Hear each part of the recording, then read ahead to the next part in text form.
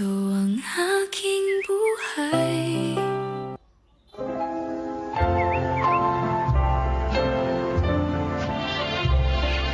Magandang araw po mga kaibigan.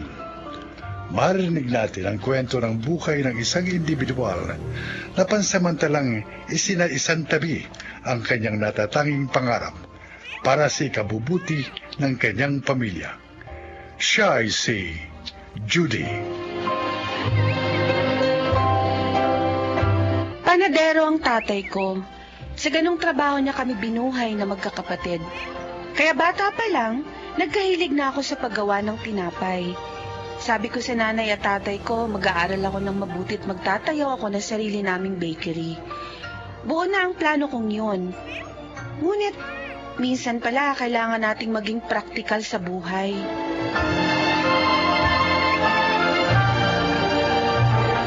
Judy, tanghalian na. Tinapay lang bang kakainin mo? Opo, Nay. Sabi kasi ni tatay, tikman ko raw po kung masarap tong bagong gawa niyang tinapay. Tikim lang ang sabi niya. Hindi niya sinabing gawin mong ulam at kanin yan. O, kumain ka na maayos. Busog na ako, Nay. Ano? Nakaubos na po kasi ako ng 5 peraso nito eh. Ay, naku, ewan ko siyang bata ka. Kaya ka tumataba eh, kasi puro na lang libadura yung tiyan mo. Ano talaga?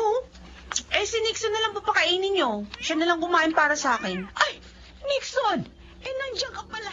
Bakit kasi hindi ka nagsasalita? Ano pa ba naman naaasahan mo dyan, Nay? Uy, Nixon. Nixon, kumain ka na. Bakit nga pala nandito ka na naman sa bahay? Wala po si na mama at papa. Laki-laki ng bahay niyo, pero palagi ka nandito sa amin. Magpalit na lang kayo tayo ng bahay. Gusto ko yan. Yan lang ang reaction mo, Nixon. Pangisi-ngisi ka lang dyan. Sige na, kumain ka na. Salamat po. Sa susunod, magbayad ka na ng pananghalian mo, ha? Halos 3 beses ka sa 1 linggong nakikikain dito sa amin. Grabe ka naman, Wala pa. Nay. Nililibre na nga ako niya ni Nixon madalas eh. Kaya pala dito siya sa bahay bumabawi. Hindi naman naiba si Nixon sa atin. Parang na kami nito magkapatid eh, di ba? Di ba, Nixon? Opo. Wala na ho ba sabaw? Pwede sabaw. Ayan. Ayan. Ay, balita ko. Gusto mo rin daw magtayo ng sarili mong bakery, Nixon. Pero gusto ko po magtrabaho muna sa abroad para mas mag-improve ang skills ko sa baking. Sarap. Magiging magkasosyo kami sa negosyo, Nay. Konting kembot na lang. Gagraduate na kami. Pareho na kami magtatrabaho sa food industry. Tapos, kapag nakaipon na kami at nakakuha na kami ng experience, pwede na kami magnegosyo. Diba? Yayaman na tayo, Nay.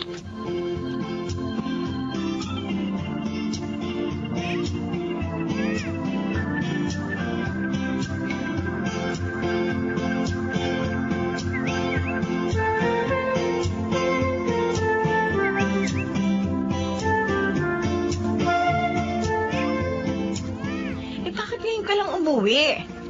Alala ako sa'yo kanina pa. Saan ka pa nang galing? Uminom ka ba? O bakit? May problema ka ba? Ay, pumunta kanina sa bakery. Sino? Yung may-ari ng lupa.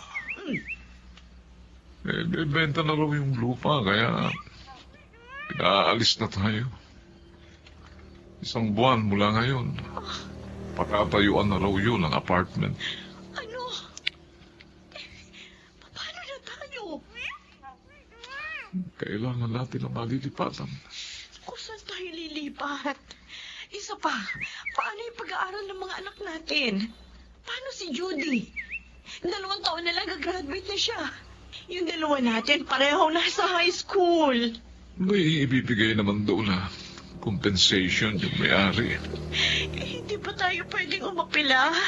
Na huwag mo na nilang gawin agad-agad ang pagpapaalis sa atin.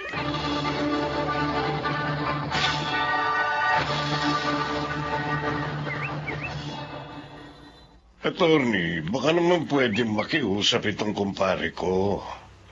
Bakery niya mawawala. Kami naman, yung mga bahay namin, Hindi naman sapat ang 1 buwan para makahanap kami ng malilipatan. Opo, naunawaan ko po kayo. Pasensya na po. Sana po maunawaan ninyong may-ari nitong lupa. Sa kanya po ito at may karapatan siya gawin kung anong gusto niyang gawin dito. Malamang hindi mo kami naunawaan dahil mayaman ka. Kami naman mahihirap lang. Sa squatter din po ako lumaki. At sa barong-barong din po kami nakatira. Mabuti nga po kayo, konkreto ang inyong bahay. Kami po, pinagtagpi-tagpi lang na plywood. Talaga lang po nagsikap ang aking mga magulang, kaya natupad ko ang aking pangarap. Maniwala kami sa iyo. Pare, sandali lang. Attorney, kung talagang paalisin na kami rito, maaari bang pahabain ng kahit konti yung palugit sa amin? Kahit 3 buwan. Mag-iipon lang sana ako ng pera para sa pagkuha ng pwestong lilipatan itong bakery namin. Gaya ng mga magulang mo, nagsisikap din ako para maitaguyod ang aking mga anak at para matupad nila ang kanilang mga pangarap. Sige. Susubukin ko pong kausapin ng may-ari. Ako, salamat. Salamat, attorney. Maraming salamat. Tatanawin ko itong isang napakalaking utang na loob sa iyo.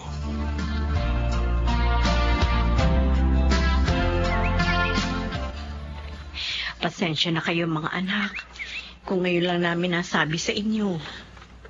Kung ganun, ibig sabihin isasara na natin ang bakery natin, Tay? Hindi naman, anak. Maghahanap lang tayo ng malilipatan. Di dito na lang sa bahay. Napakaliit itong bahay natin. Oo nga. Isa pa, sino naman ang bibili ng tinapay dito sa atin? Nasa dulo na tayo ng eskinita. Ay, Alam nga naman sasadya pa sila dito, yung mga customer ng tatay mo. Anong plano mo, Tay? baka pwede tayong makiusap sa pinsan ng lalay mo. May sariling kainan yun di ba? Baka pumayag na makihati muna tayo dun sa pwesto nila sa palengke. Pero huwag kayong mag-alala. Gagawa namin ito ng paraan ng tatay ninyo. Titigil ka sa pag-aaral. Oo, Nixon. Bakit ngayon pa? Magta-third year na tayo. Ganun talaga. Dahil ba wala kayong malipatan ng bakery nyo? Oo. Gusto mo sabihin ko sa mama ko na pautangin kayo ng pera? Tapos ano? Paano namin babayaran? Wala na nga kaming pera, di ba? Ayos lang. Di naman kailangan ikaw mag-isip ng solusyon. Paano na yung pangarap natin? Yung pangarap mo, andyan pa. Yung sa akin lang naman ang mawawala. Hayaan mo na. Baka hindi talaga para sa akin yun. Paano ka na makakapagpatuloy ng pag-aaral? Baka kapag may pera na uli kami. Kaya kailangan ko mag-ipon. Maghahanap ako ng trabaho. Ano? Magtatrabaho ka na kaagad? Oo. 20 years old ka pa lang? May mga bata nga naglalako ng kung ano-ano, di ba? Trabaho rin yun. Ako pa kaya 20 years old na. Saan ka nga magtatrabaho?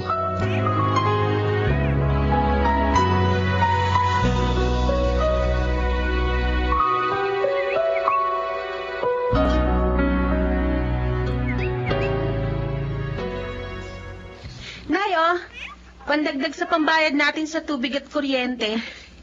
Salamat, anak. Day off ko po bukas. Tutulong na lang ako sa paglalako ni tatay ng tinapay sa umaga. Ay, wag na. Magpahinga ka. Palagi kang pagod, lalo na at palagi maraming tao doon sa fast food chain na pinagtatrabahuhan mo. Ayos lang, Nay. Pasensya ka na, ha? Kung hindi sana ito nangyari sa atin, sana makapagtatapos ka na sa susunod na taon. Matutupad na sana ang pangarap mo. Okay lang po. Hindi pa naman uli ang lahat. Wala namang age limit ng pag-aaral Maaari naman ako magpatuloy kapag nakaluwag-luwag na tayo. Nay, ayos lang po ako. Huwag niyo akong isipin. Pasensya ka na. Pinanganak ka sa hindi mayamang pamilya. Kung gaya sana kay Nixon, may mayaman ka rin mga magulang. Baka nasa prestihiyoso kang paaralan ngayon. Hindi ka sana nagkukuskus ng CR, nagmamap ng sahig, naghuhugas ng kinainan ng kung sino-sino. Nay, marangal lang ang trabaho ko. Wala pong masama dun. Oo nga, pero hindi ka sana nagtatrabaho ngayon. Dapat nasa eskwelahan ka. Nay, tama na. Kung saan-saan na naman umaabot ang isip niyo eh. Si tatay nga pala, nasan?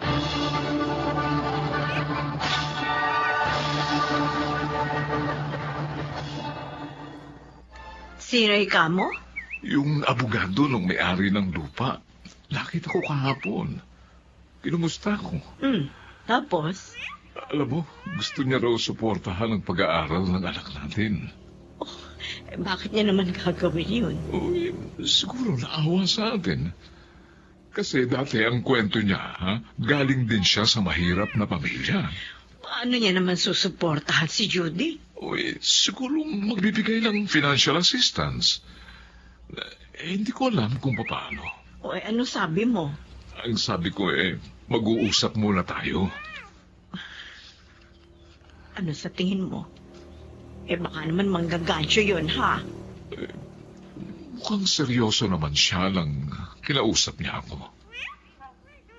Nakatitingin naman siya ng tuwid sa mga mata ko. Ibig sabihin, makakabalik na sa pag-aaral si Judy?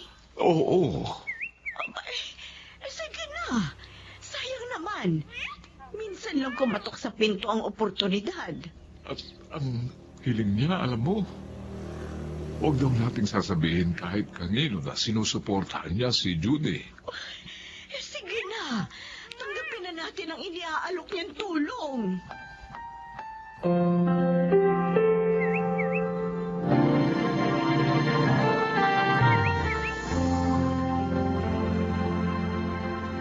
Ikaw, si Judy? Opo. Judy, anong gusto mong maging? Ho? Anong pangarap mo? Hindi ko po alam eh. Wala ka pang anything in mind? Dati po, gusto kong magkaroon ng sariling bakery. Tulad ng tatay mo. Opo. Kaso nahinto po ako sa pag-aaral ng 2 taon. Parang nawalan din po ako ng interest na mag-aaral. Ang importante na sa akin ngayon, kumita ng pera at makatulong sa kanila. Okay. Naiintindihan ko kung bakit yan ang nararamdaman mo. Pero huwag kang tumigil mangarap. Kung nawala man yung una mo, mangarap ka uli. Kapag may ambisyon tayo, doon tayo nagkakaroon ng direksyon. Isa pa, may talento at kakayahan ka. At hindi aksidenteng naririyan yan.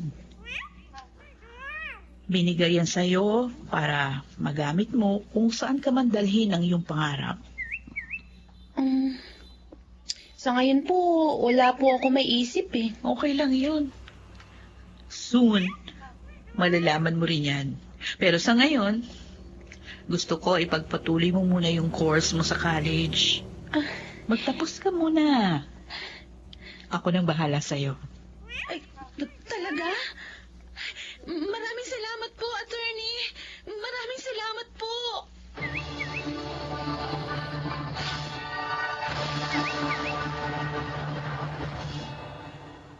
Akala ko noon, naglaho na ang pangarap ko. Natulog lang pala. At nang bumalik ako sa kolehiyo, muling nagising ang pagnanais kong maging isang baker. Konti na lang, maaabot ko na rin ang pangarap ko. Ako po si Judy. Ito ang aking buhay. Walang expiration date ang mangarap. Kahit anong edad, kahit anong panahon, maaaring mangarap ang isang tao. Mga nagsiganap, Chiquit del Carmen Amor, Rosana Villegas, June Legaspi, Lionel Beramin, Phil Cruz, at Jeneline de la Cruz sa papel na Judy. Naglapat ng angkop na tunog Jenny Mutia. Sa musika, Buboy Salonga. Supervisyong teknikal, Bong Mia at Eric Lucero. Creative consultant, Phil Cruz. Production assistant, Anching Cruz. Ito'y mula sa panulat ni Rita Lamanon. Sa direksyon, June Martin Ligaspi at Maynard Landicho Jr. Ito ang aking buhay.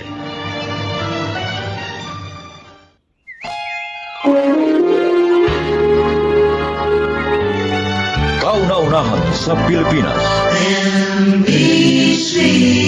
Manila Broadcasting Company. DZRH, member, kapisanan ng mga broadcaster ng Pilipinas.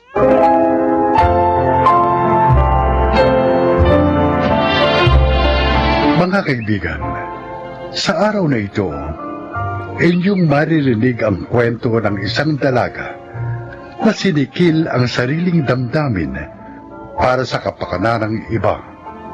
Siya ay si Connie. Sales representative ako ng isang sikat na brand ng women's casual attire na nakapwesto sa isang kilalang mall dito sa Manila. Sa nasabing product company ko na rin nakakalagay ang loob ang magkasintahang Carlo at Lerma na parehong salesperson at matagal na rin sa kumpanyang pinaglilikuran. Nang magdesisyon silang pakasal, isa ako sa naging saksi sa mahalagang araw na yon, na hindi ko inakalang magpapabago sa takbo ng aking buhay. Talagang hindi na kayo nagpaawat ni Carlo sa pagmamadaling makasal, ano? Paano nga? Mabubura na yung edad ko sa kalendaryo. At siya naman talagang burado na nga. Katwiran pa nga niya. Lampas-lampas na araw kami sa marrying age. Kaya kailangan na namin maghabol sa pag-aanak. Sabagay, totoo naman talaga yung sinabi ni Carlo. Ang tanong, ikaw friend, hanggang ngayon ba wala pang makisig na bachelor na nag-aangkin ng puso mo? Ay, anong magagawa ko? Wala pang mga signs na merong right guy nga na nakadadana para sa akin. Alam mo, dapat mo kasing gawin, maging big believer ka. Mas isipin mo yung kapangyarihan ng destiny. Ano? Tulad ba ng lalaking yun? Nakausap ni Carlo? At kanina ko pa nakikita ang lagkit-lagkit ng mga sulyap sa akin, oh. Ay, malusubaran na ako sa mga tingin niya. Ay, naku, si Ricky yun! Actually, electrical engineer siya sa mola. Pinapupwesto nga ng mga product natin. At sa same subdivision, na tinitirhan namin din siya nakatira. Talaga? O, ano malay mo? Baka nga siya yung good enough guy na para sa'yo.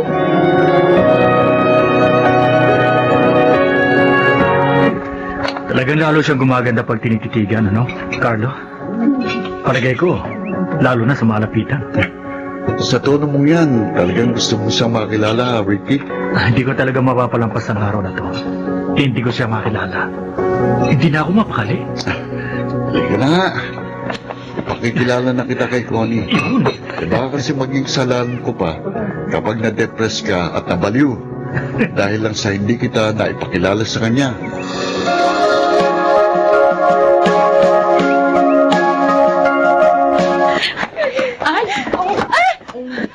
Sorry, pasensya na, miss.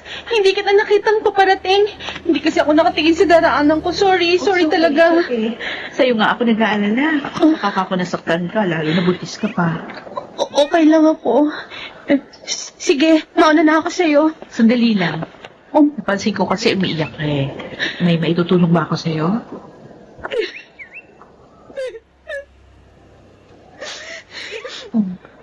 Yung kasing lalaking dapat managot sa pinagbubuntis kong to. Oh. Pinagtabo yan ako. Huh? Hindi ko naman hinihingi sa kanyang pakasalan ako dahil alam kong hindi niya naman gagawin yun. Ang tanging inihihingi ko ng awa sa kanya ay ang pananagutan niya sa sanggol na dinadala ko na sandaling isilang ko na. Dahil wala naman akong paraan para buhayin ito. Pero yun yung una mong dapat tingin sa kanya, ha? Ang pakasalan ka. Para maging ganap yung pananagutan niya sa'yo at sa inyong magiging anak. Wala akong pakasalan niya ako. Kasambahay lang niya ako eh. Huh? Pinagsamantalahan niya ako. Ano? Ulit-ulit. Nang malaman niyang buntis na nga ako, pinalayas na niya ako. O di kung gano'n, mas dapat mo siyang papanagutin sa ginawa niya. Pwede mo siyang idemanda. Sige na, miss. Masyado na pala ako maraming naikwento. Pasensya na, ha? Naabala kita. Sandali lang. Miss! Miss!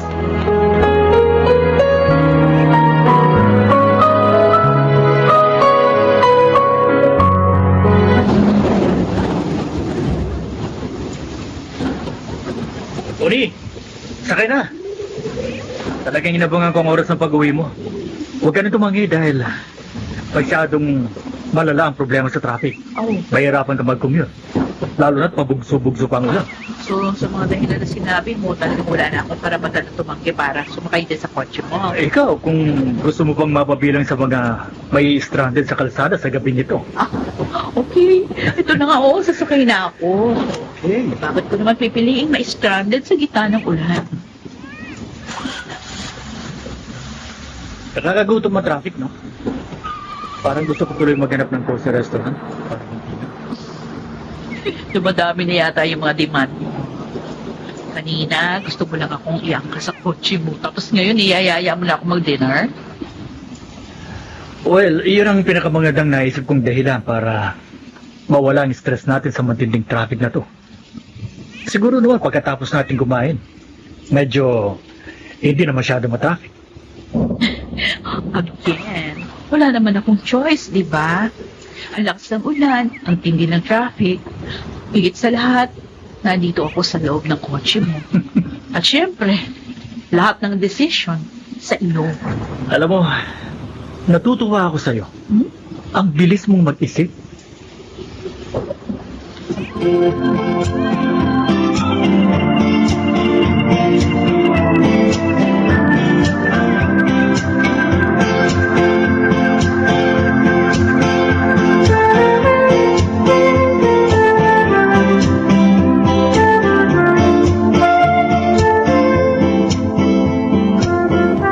Nakita ko kaninang uwian.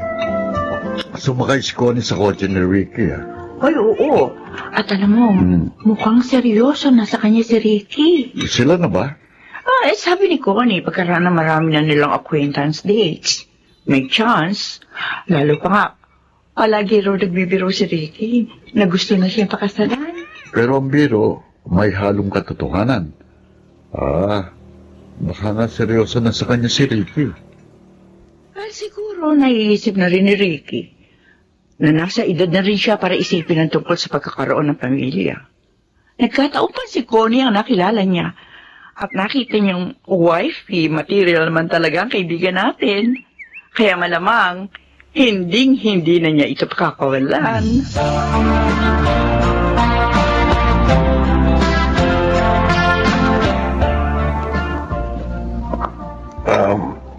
Iha? Mano? Ako po ba tinatawag niyo? Ang totoo, si Ricky talaga sinusundan ko. Gusto ko nga sana siyang kausapin kanina bago siya umalis. Nang ihatid ka. Kaya lang, naduwag ako. Kabisado ko kasing init ng ulo ni Ricky. Lalo na kung ang pag-uusapan, ang kalagayan ni Jessa. Jessa? Sino pong Jessa? Anak ko si Jessa. Ang kasambahay niya na nabuntis niya pagkaraan niyang pagsamantalahan ng paulit-ulit. Yung kwento nung nasa lubong kong babae na buntis, yung papalabas ng mall? Parehong-pareho po nung kwento ng anak nung si Jessa. Oo. Palagi niyang inaabangan ang paglabas ni Ricky sa mall na yun. Electrical engineer si Ricky sa mall na yon. Ano pong pwede kong maitulong sa kalagayan ng anak niyo? Nag-aalala na ako sa mga ikinikilos ni Jessa. Bakit po? May mga oras na nawawala na siya sa kanya sarili. Kaya nagpakita na ako sa iyo. Baka sakaling ikaw ang makapagpalambot sa matigas na kalooban ni Ricky. Sa patuloy niyang pagtanggi sa sitwasyon ng aking anak. Nakikiusap ako sa iyo. Awang-awa na ako sa anak ko.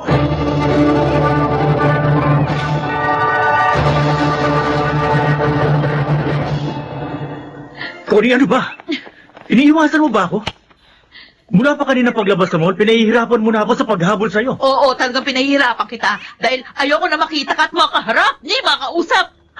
Pwede ba, bago mo ako tratuin na nakakabwisit, sabihin mo muna sa akin ang dahilan. Ano ba pinagkakaganyan mo?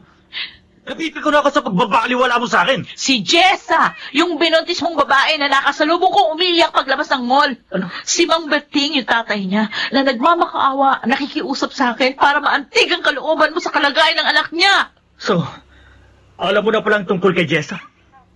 Ayon kay Mang Berting, nagpapakita ng mga senyalis ng depresyon si Jessa.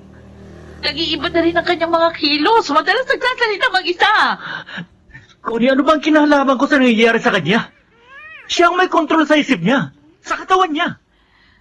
Yan lang bang kaya mong sabihin? Pagkatapos mo pagsamantalahan ang kahinaan niya? Ay, kinasan ang puso mo. Logo mo ang sanggol na dinadala niya. Connie. Sa magiging anak mo man lang. Makataba ka naman ng awa. Pero sana nga, kung makukonsensya ka, maawa ka na rin kay Jessa. Dahil ginagawa mong miserable ang kanyang buhay.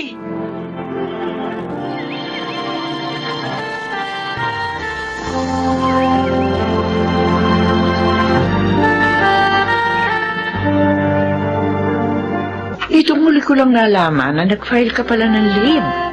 O ano, kumusta ka na? I'm okay. Marami lang realizations sa nangyari. Naging guilty tuloy kami ni Carlo.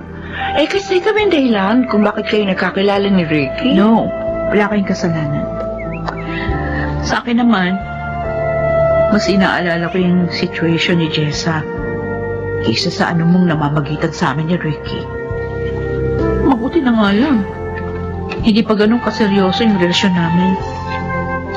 Naisip ko, sa klase ng character ni Ricky, pwede rin mangyari sa akin yung nangyari kay Jessa. Honey, pagdarasal ko na sana malampasan mo agad ang lahat ng lungkot na dinaranas mo ngayon. May mga pangyayari sa buhay na dapat nang kalimutan. Lalo na kung hindi karapat-dapat na manatili sa alaala, Lerma. Oo, maaaring hindi ganun kadali yung proseso ng paglimot. Pero ito na yung pinakamabisang paraan para muling may pagpatuloy ang buhay.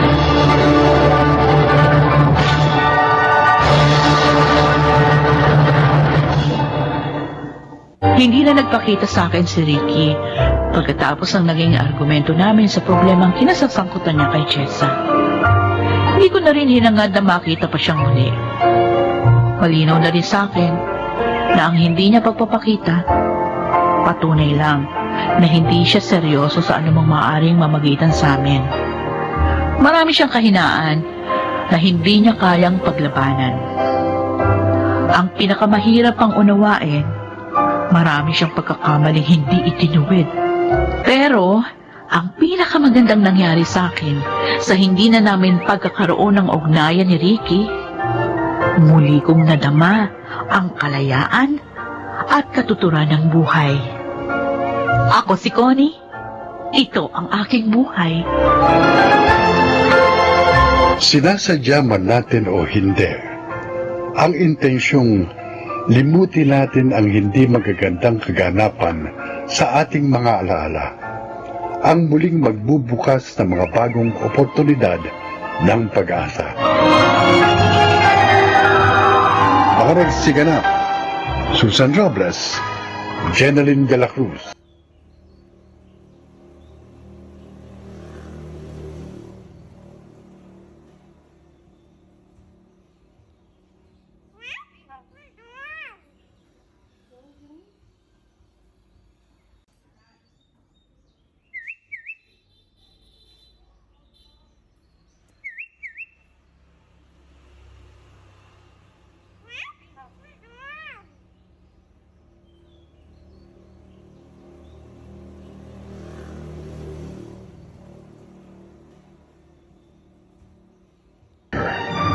Ito ang aking buhay.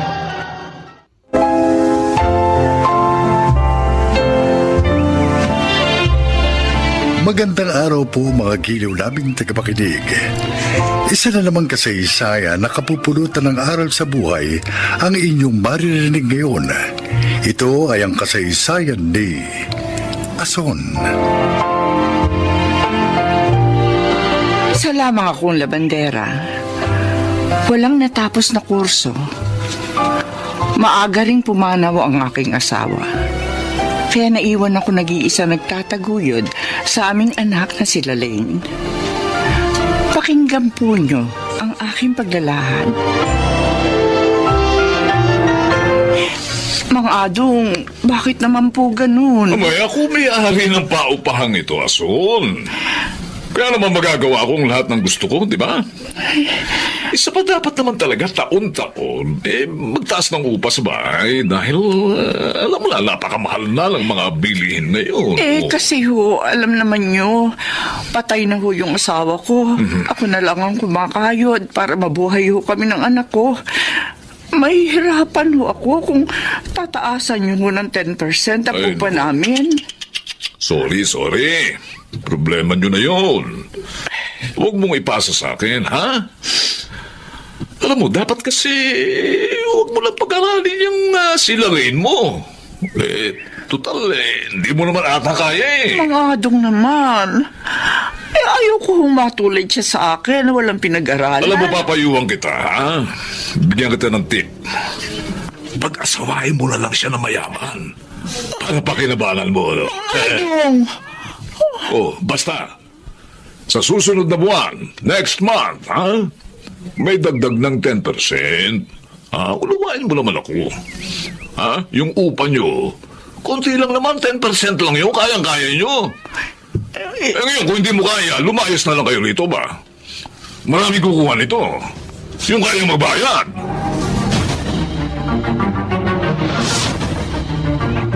Nay, bakit hindi pa po kayo natutulog? Hating gabi na po Maaga pa kayo maglalabada. Sige na, anak. Mauna ka na. Si Mang Adong po bang iniisip ninyo? Yung mga sinabi niya kanina? Alam mo? Narinig ko pong lahat ng sinabi niya sa inyo kanina. Di na nga lang ako nagpakita sa kanya. Ano? Hindi po kayong umiyak. May naisip na po akong paraan para mabawasan ang problema natin. Ano yun? Nangangailangan po ng tindera sa kantin ng university namin. Papasok po ako doon para yung kikitain ko doon, yun na po ang panggastos ko sa pag-aaral ko. Pero baka mahirapan ka. Baka maapektuhan ang pag-aaral mo. Hindi po, Nay. Kaya ko po. Nasa time management lang po yan. Ang mahalaga, mabawasan man lang kahit paano ang kakapusang nararanasan natin.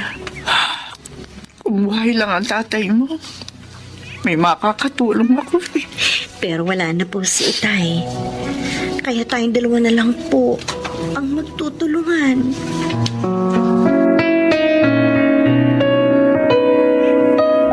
Jimbo, bakit mo ko dinala dito? Ang tanga mo naman pala, Jessica. Alam nga namang maglalaro lang tayo dito. Maawa ka sa akin. Huwag mong ituloy ang iniisip mo. Ang tagal kong hinintay ang pagkakataong to, Jessica. Na madadala kita dito sa bakating bahay namin. At sa wakas, nangyari din. Palayain mo na ako. Pakiusap. Hindi kita isusumbong sa mga pulis. Ano ko, tanga? Nasa akin ang pagkakataon para maging akin ka. Pakakawalan ko pa ba? Ha? Natural, hindi mo. Bitiwan mo ako. Ayoko. Huwag ka nang magpamigil ka. Wala ka naman magagawa eh. Sabi ng bitiwan mo ako. Kinambot mo ako sa mukha. Ito ba? Walang niya ako. Para mo ng awa. Tanggapin mo nang hindi kita mahal. Walang niya akong babae ka. Sa lahat ng ayaw ko, yung sinasaktan ako ng babae. Ano ko? Isang suntok lang pala sa sikmura ang katapat mo eh. Ngayon, wala ka ng malay.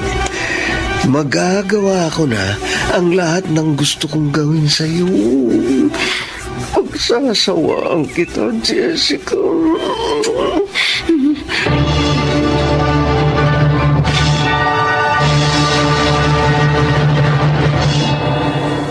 Tinawagan ko ng lahat ng mga kaibigan at kaklase ninyo. Pero iisang sinabi nila, hindi nila kasama ang anak ko. Hindi ko rin po siya kasabay na umuwi, Sir Ramon. Pinabalik po kasi ako sa kantin ng university. Nasaan na kaya anak ko? Hindi niya ugaling hindi umuwi ng magdamag sa bahay. Lalo na kung hindi nagpapaalam. Ay, sandali po. Naalala ko, bago po ako umalis, nakita ko lumapit sa kanya si Jimbo at kinausap siya. Si Jimbo? Opo. Maliligaw niya? Opo. Baka itinanay niya si Jessica ko. Hindi naman po niya nobyo si Jimbo. Binasted pa nga niya yun eh. Dahil mayabang. Kung ganun, nasaan na ang anak ko? Nasaan na si Jessica? Ano na nangyari sa kanya?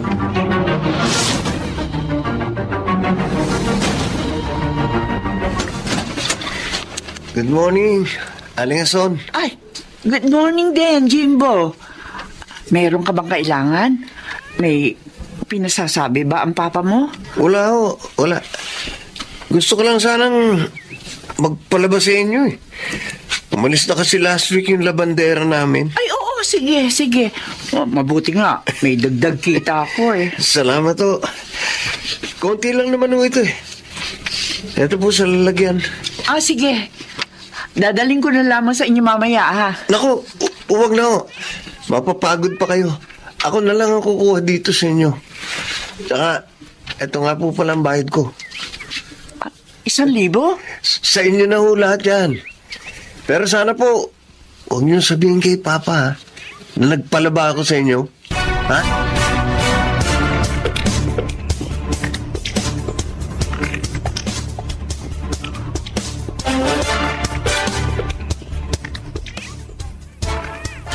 Nakapagtataka talaga si Jimbo. Parang bigla siyang bumait kaninang dumating dito. Binigyan pa ako ng malaking bayad siya pinalalaban niya sa akin. At ayaw din niya sabihin ko kay Mang Adong na nagpalabas siya sa akin. Bakit kaya? Napansin ko rin, meron siya mga kalmot sa mukha. Bakit ganun? Sinong gumawa nun? Nay, narito na po ako. Narito ako sa kusina, Lalaine. Opo, sorry po, natagalan ako. Maglalaban na po ba kayo? Oh, bakit ka nga pala natagalan? Dumaan po ako kina Jessica eh. Tumawag yung daddy ng best friend ko. Pinapunta po ako sa kanila. Daddy ni Jessica? Opo. Oh, bakit ka pinapunta ron? Kasi Nay, nawawala po si Jessica. Ano? Kukwento ko na lang po sa inyo ang lahat habang naglalaba. Naitayo na po. Oh, sige, mabuti pa nga. Basta anak, unahin natin laban itong damit ni Jimbo. Dinala niya kanina rito. Oh, eto sa lagayan, oh. Nagpunta dito? Si Jimbo? Oo. Nagtataka nga ako eh. Pero parang biglang bumait. Binigyan pa nga ako ng 1,000. Bayad daw dito sa pinalalaban niya. Ay, teka. Kukunin ko na sa plastic yung dinala niya. Nay, may nahulog sa kinuha niyong labahin, no? My God! Ang nahulog! Bracelet ni Jessica! Ano? Sigurado ka ba, anak? Opo! Suot niya po ito eh. Nahuli namin siyang nakita. Paano napunta yan kay Jimbo? Teka, yung mga damit ni Jimbo. Anak, ang t-shirt, may dugo. Oo nga, Nay! Oh, Diyos ko! Bakit may dugo ang t-shirt ni Jimbo? May kutob po ako, Nay. May kinalaman siya sa pagkawala ng best friend ko. Baka nga. Nakita ko. May mga kalmot siya sa mukha.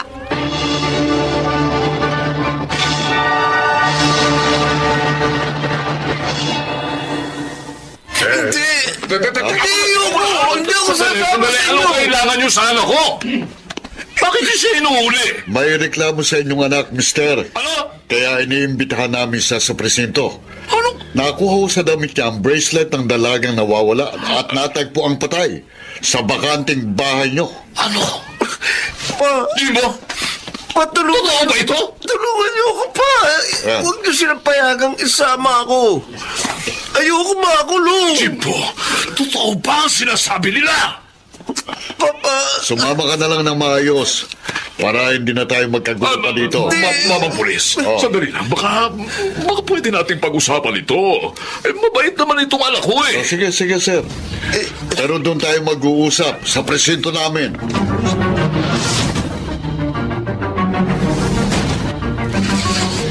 Napakasakit itong pagkikita natin, anak. Nakabalik ka nga rito sa bahay natin. Pero patay ka na. Mga Ramon, nakikiramay ho kami. Kayo pala, Ason, Lalay. Nalulungkot to ako sa nangyari sa kaibigan ko. Ang walang yung Jimbo na yon. Siya ang may kasalanan ng lahat. Hindi niya natanggap ang kabiguan niya sa anak ko, kaya niya dinukot, ginahasa at pinatay. Pero, paano po napunta sa bulsa ng pantalon niya ang bracelet na suot ni Jessica? Ayon sa pag-aamin niya sa mga pulis, kinuha niya yun kay Jessica. At hindi niya namalayang nailagay niya sa bulsa niya. Kaya pala. At yung mga kalmot niya, marahil, kalmot yun ni Jessica na manlaban sa kanya. Tama ka, Ason. At nang mapatay niya sa saksak ang aking anak, naisip niyang palaban sa iyo ang damit niya upang maitago sa kanyang mga magulang ang ginawa niyang krimen. Kawawa naman ang kaibigan ko. Alamot na lamang sa Diyos dahil nakita niyo mga katibayan sa krimen na yun. Ang inaalala ko ngayon ay si Mang Adong. Malamang ho, nagalit yun dahil sa pagtestigo namin labang kay Jimbo.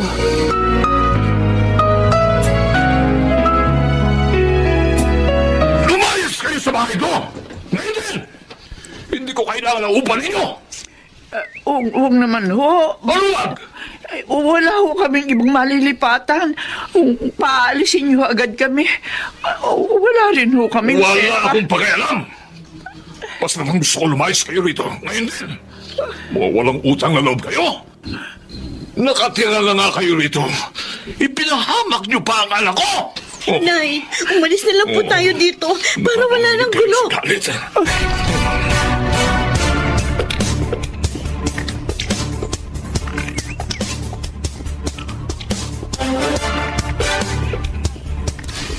Mang Ramon, kayo ho pala.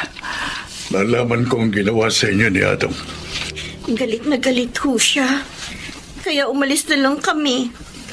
At nakituloy muna po dito sa kapitbahay namin habang wala pa ho kami magagamit para sa bagong malilipatan. Kaya nga gusto ko kayong alukin na sa bahay na tumira. Ho? Sa amin ka na magtatrabaho, Ason. At kami na ng aking asawa ang magpapaaral kay Lalaine.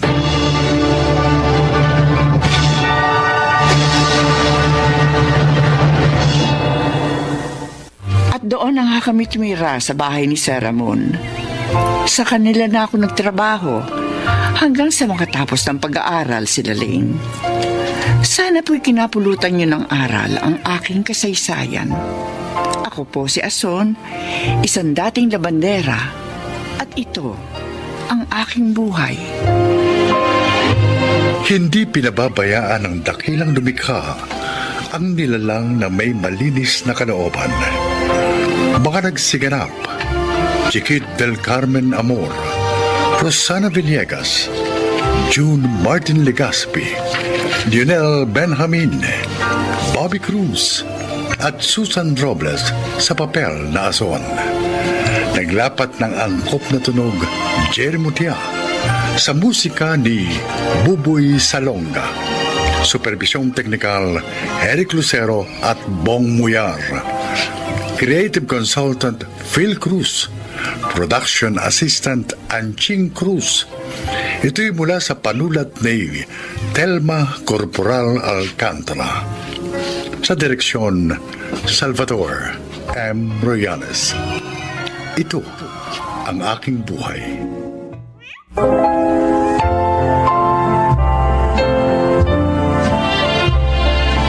Magandang araw po mga kaibigan. Isang kasaysayan ang inyong maririnig na kapupulutan ng aral sa buhay. Ito ay ang kwento ni Floro. Naging mahirap ang buhay namin ni Inay nang iwan kami ni Itay. Naging sakitin kasi si Inay at ako naman naligaw ng landas.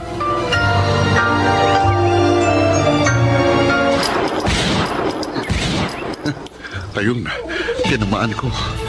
Sa dami ng tama mo, malabong mabuhay ka pa. Aalis na ako rito para makuha ko ng kabuuang bayad ko.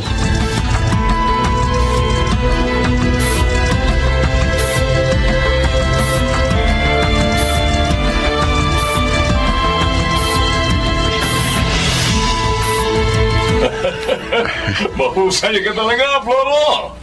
Hindi nagkamali ang kaibigan ko sa pagre-rekomenda sa'yo, ha? Ayoko kasi na napapahiya ako sa kliyente ko eh. Para naman mas maging magandang kita ko, Don Roberto. At dahil nagawa mo ng pulido ang ipinatrabaho ko sa'yo, eto. Ayan, ang kabuuang bayad ko. May bonus pa yan, ha? Salamat ho. Hindi pa tayo tapos. Bakit ho? May isa pa akong gustong ipatrabaho sa'yo.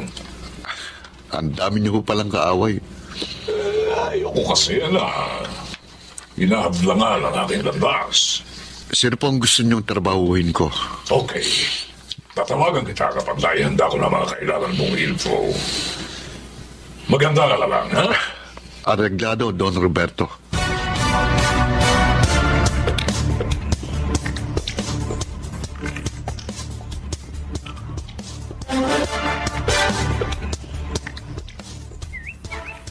Gabi na. Wala pa ang anak ko.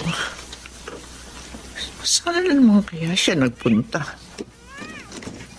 Nay? Ay, dumating na siya. Anak, narito ako sa silid. Bumili po ako ng mga gamot nyo. Pati ng pagkain natin. Para makakain na tayo bago kayo uminom ng gamot. Salamat, anak, ha. Ay, kaya lang saan mo na naman kinuha ang perang ginastos mo sa mga yan? Pinagtrabahuhan ko yun. Huwag nyo nang intindihin.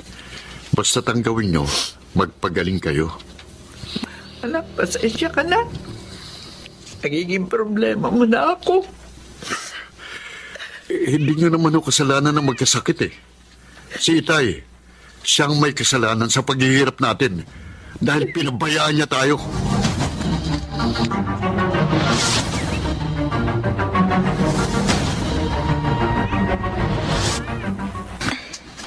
Ang ganda naman ito, Floro. Sigurado mahal ito. Okay lang yun, Divina. Talagang nagtabay ko ng pera para mabili ko ang bracelet na yan. Oh, bakit bumuntong hininga ka? Pinagtapat mo na sa akin ang tunay mong trabaho. At sa kabila noon, hindi kita nalayuan. Naging mabuti pa rin ang pakikitungo ko sa'yo. Kaya naman nagpapasalamat ako. At lalo ka rin napamahal sa akin. Pero sana, kung talagang mahal mo ko, iwan mo na ang trabahong yan. Divina. Mapanganib yan. At isang masamang trabaho. Flora, magbagong buhay ka na. Anong magiging trabaho ko? Hindi naman ako nakapagkolehiyo. May iba pang mapagkakakitaan. Mabuting trabaho. Itilat mo lang ang iyong mga mata.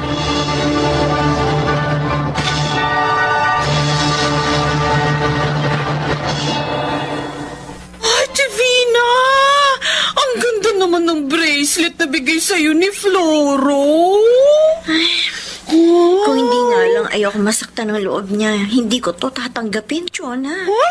Bakit naman? Dahil galing yan sa hindi maganda niyang trabaho? Oo, ganun na nga. Ano nga ba talagang trabaho niya? Hanggang ngayon ayaw mong sabihin. Pasensya na. Pero hindi ko talaga pwedeng sabihin.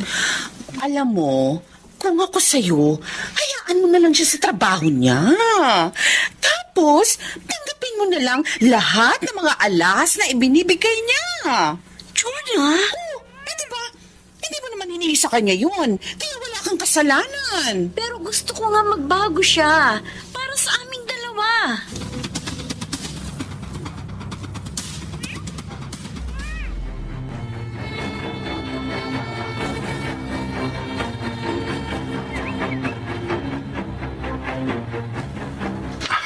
Akala ko, hindi na matutuloy ang trabaho ko sa inyo, Don Roberto.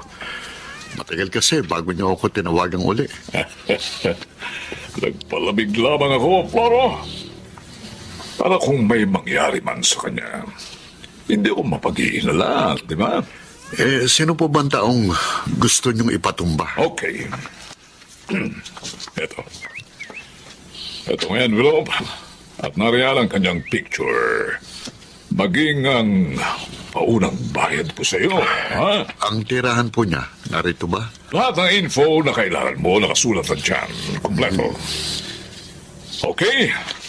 Balitaan mo na lamang ako, ha? Kung ano ang nangyari.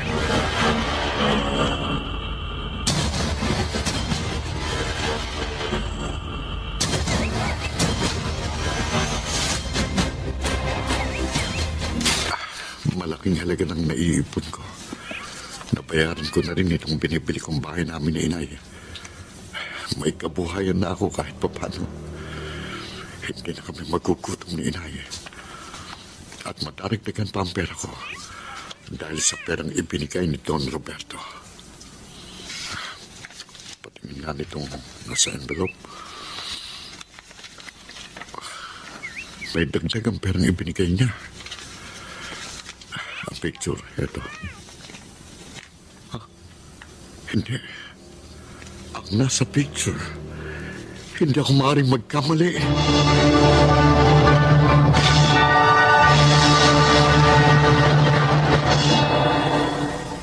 Flora, may gumugulo ba sa isip mo? Wala ho na Napapansin ko kasi, matamlay ka. Pagod lang po ako. May problema ka nga. Paano ka napagod? Hindi ka pa naman umalis ng bahay. Nay. Tungkol ba sa trabaho mo ang bumabagabag sa'yo? Opo. Sabi ko na naman kasi sa'yo, iwan mo na ang gawain yan. Hindi sa lahat ng panahon makakaligtas ka sa batas ng tao, anak. At lalong hindi mo maliligtasan ay ang batas ng Diyos. Anak, pakiusap. Iwan mo na ang gawain yan. Ibang lugar tayo. Doon ka magsimula ng isang bagong buhay. May pagkakasala kay Don Roberto ang taong ito. At may kasalanan din sa akin. Kaya dapat lang siyang singilin. Anak, matakot ka naman sana sa Diyos. Itigil mo na yan.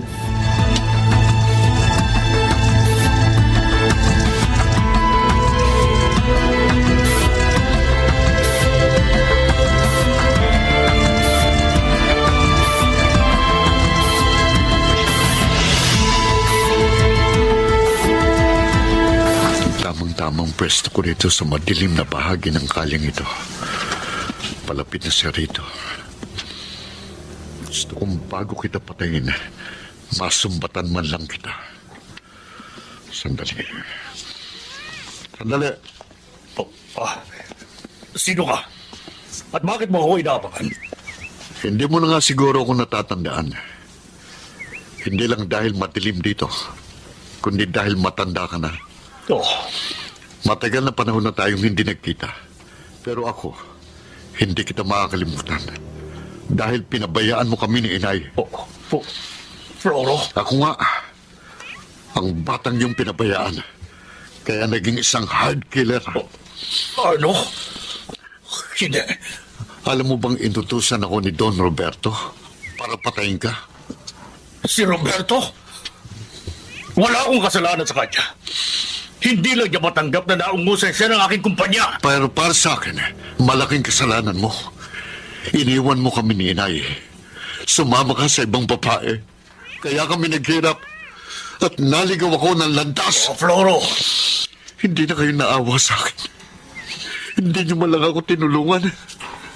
Wala kayong kwentang ama. Wala akong kasalanan sa inyo. Lalo na sa'yo. Ba't hindi rin ibang babae ang dahilan? Kaya ako kayo iniwan ni Minda. At anong dahilan? Nahuli kong may kalaguyo ang nanay mo. Sinungaling! Yan ang totoo. Kahit tanungin mo siya. At ikaw, hindi kita tunay na anak. Ano? Oo. Anak ka niya sa dati niyang nobyo. Tinanggap kita. Inaring anak. Dahil ang akala ko, magbabago na si Minda. Pero nagkamali ako. Nagawa pa rin niya akong pagtaksilan. At sa sarili ko pang pamamahay. Ngayon, masisisi mo ba ako? Kung iwan ko ba kayo? Kung kasalanan man ang ginawa ko, sige! Patayin mo ako!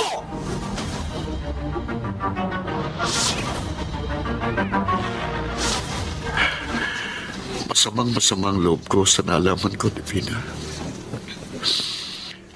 Ang taong kinamuhian ko ng mahabang panahon dahil sa akala ko may kasalanan sa amin, sa palang walang pagkakasala. Dahil si inay ang nagkamali at inilihim pa niya sa akin yun. Naunawaan kita, Floro. Pero mas makabubuti. Pawiin mo na ang puot sa iyong puso. Patawarin mo na ang iyong ina at maging ang iyong sarili. At simulan mo na ang ganap na pagbabagong buhay.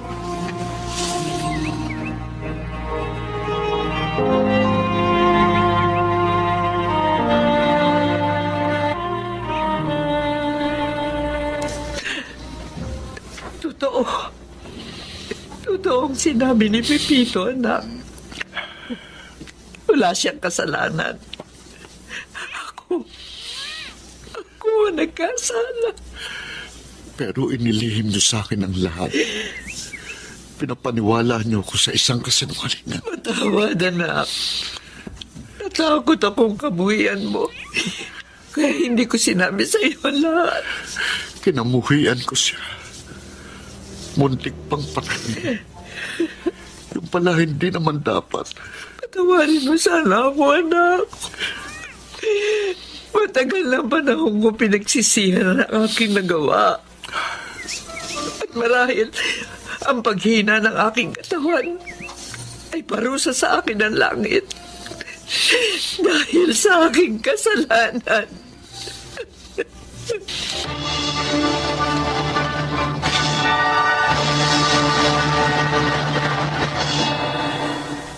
Pinatawad ko si inay. Hindi ko na rin ginambala pa si Itay Pepito. Hindi na rin ako nagpakita pa kay Don Roberto. Sa halip, nagbagong buhay ako, kapiling si inay at ang aking kabiyak na si Divina. Sana po inyong kinapulutan ng aral ang aking kasaysayan. Ako si Floro at ito ang aking buhay. Walang lihim na hindi nabubunyag, kaya huwag ibintang ng tao sa iba ang nagawang pagkakasala. Mga nagsiganap: Susan Robles, June Martin Legaspi, Maynard Landicho Jr., Chiquit del Carmen Amor, Jenaline de la Cruz at Phil Cruz sa papel na Floro. Naglapat ng angkop na tunog Jerry Mutia, sa musika Buboy Salonga, supervisyong teknikal Eric Lucero at Bong Buyar, creative consultant Phil Cruz, production assistant Anching Cruz. Ito'y mula sa panulat ni Thelma Corporal Alcantara, sa direksyon Salvador M. Broyales. Ito ang aking buhay.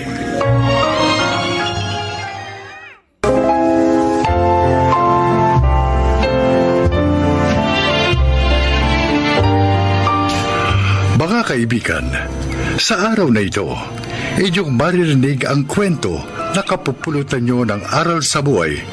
Siya ay si Ramil.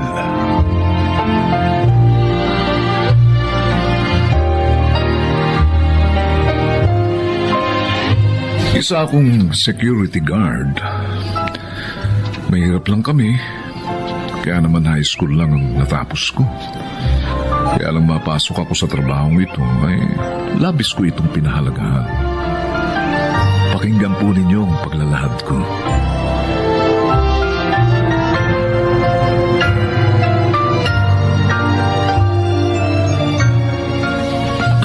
Ramil, ang aga mo na naman pumasok ah.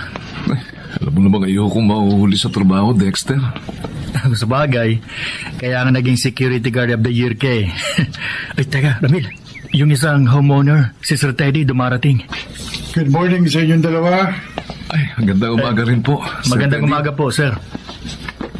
Magandang umaga rin. Ano pong may paglilingkod namin sa inyo, sir? Kumusta naman ang pagbabantay nyo dito sa subdivision? Sa time ko naman po, wala namang problema, sir. Ayos lang. Sa akin din po, sa oras ng duty ko, sir, okay lang. Hindi mo naman kayo nahihirapang pakisamahan yung ibang homeowners? Hindi naman no. Kasi hindi naman pare-pareho mga tao, sir. Kaya kami na lang pong nag-a-adjust. Yan ang gusto ko sa iyo, Ramil. Mahaba ang pasensya mo. At syaga ka. At masipag siya, sir. Naging security guard of the year nga siya eh, sa agency namin. Oh? Ano ka ba naman? Uy, totoo naman yung mga kaibigan, di ba? Congratulations, Ramil. Sir. Ay, mamaya nga pala, after ng duty mo, ha? Puntahan mo ko. May mahalaga akong sasabihin sa'yo. Sige. Maiwan ko na kayo, ha? Pwede po. Dexter, narinig mo ba yung sinabi niya? Oo naman. Pinapapunta ka ng kamukha mo sa kanila. Tigilan mo yung pagsasabing kamukha ko si Sir Teddy. Kasi naman magkahawig talaga kayo. Mas matangkad at mas mataba ako kaysa sa kanya, no? At mayaman naman siya. Samantalang ako mahirap lang. Kaya hindi kami magkamukha. Oo na, sige na. Pero ano kaya sasabihin niya sa'yo?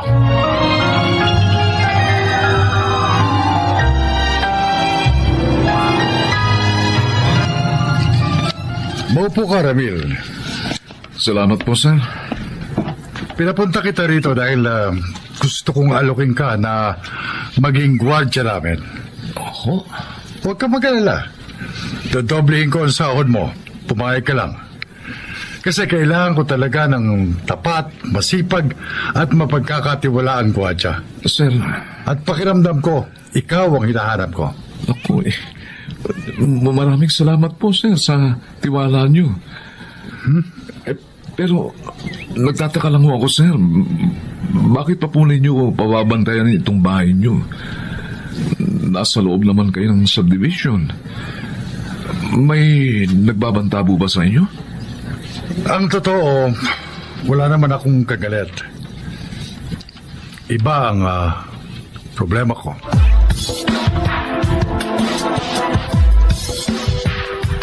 Anak, ito ng kape mo. Ay, salamat, Nay. Mabalik tayo doon sa kwento mo sa akin kanina. Ibig mong sabihin, anak, tinanggap mo yung alok ng mayamang iyon? Opo. Kung sa bagay magandang alok niya, bukod sa dobleng sahod, libre ka pa sa pagkain. Mas makakaipon ka. At hindi lang po yun, Nay. Mabait po si Sir Teddy. Hindi po siya matapobre kahit mayaman. Kaya gusto ko po siyang matulungan sa problema niya. Ha? Bakit, anak? Ano bang problema niya? Ang tagal mo namang dumating, Cheya. Nakailang text ng kapatid mo. Si Kuya naman, sobrang atat naman sa'yo. Miss ko na nga rin naman siya. 2 days na kami hindi nagkikita. Bakit nga ba? Nag-iingat lang. Nakita mo yung lalaki nagbukas sa'yo ng gate kanina?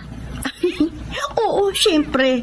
Pogi Basta pogi nakikita ng mata ko. Ikaw talaga? Sino nga ba yun? Kinuha siya ni Teddy para maging gwardya namin. Ha? Bakit? Siguro. Gusto akong pamanmanan ng asawa ko. Kaya nag-iingat ako. Don't worry, Beshi.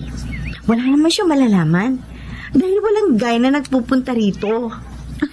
Ang hindi niya alam, kuya kong jowa mo. Uy, huwag ka maingay. Ano ka ba?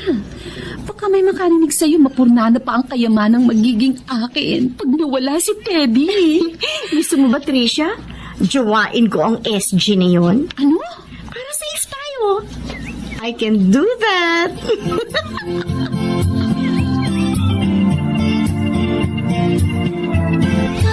Kung ganon, nagtataksil sa amo mong lalaki ang kanyang asawa? Opo, Nay. Yun ang narinig ko sa usapan ni na Ma'am Tricia at ng kaibigan niyang si Cheya. Ay, nako. Kawawa naman ang Sir Teddy mo. Oo nga, Nay. Ewan ko pa, kung bakit nagawa pa yun ni Ma'am na lukuhin siya. Mabait at gwapo naman si Sir Teddy. Mayaman pa. Yan ang malungkot na katotohanan ng buhay, anak. Kung papaanong may mga lalaking babaero, may mga babae ring lalakero. Hindi marunong makontento. Sinabi mo na ba sa amo mo ang natuklasan mo? Hindi pa po eh. Kasi gusto kong makakuha pa ng ibang ebidensya. Kaya plano ko na subaybayan sina Cheya at Ma'am Tricia.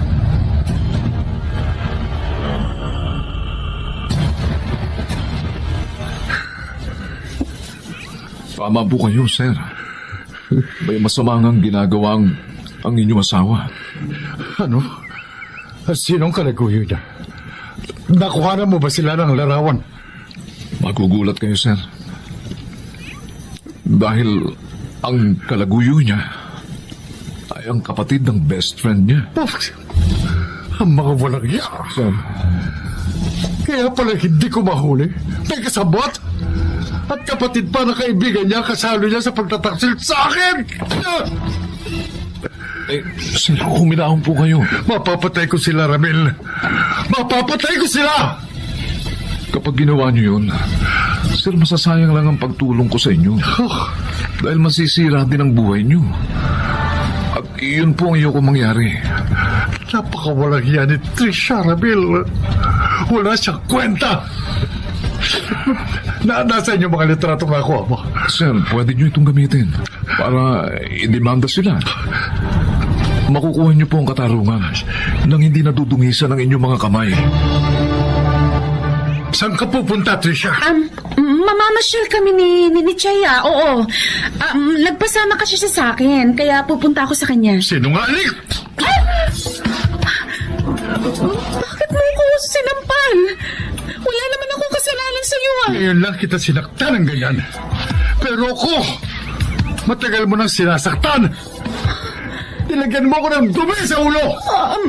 Ano ba sinasabi mo? Hindi ko maintindihan yung mga Hindi sinasabi ka talaga aamin? Ha? Hindi! Aray ko! Tama na! Sumasobra ka na! Alam ko na ang pagtataksil niyo sa akin ang kapatid ni Cheya. Nasa akin ang mga larawan niyo. Napakasama mo, Tricia. Hinango kita sa hirap. Pati ang pamilya mo. Ito mo pala ay gaganti mo sa akin. Teddy,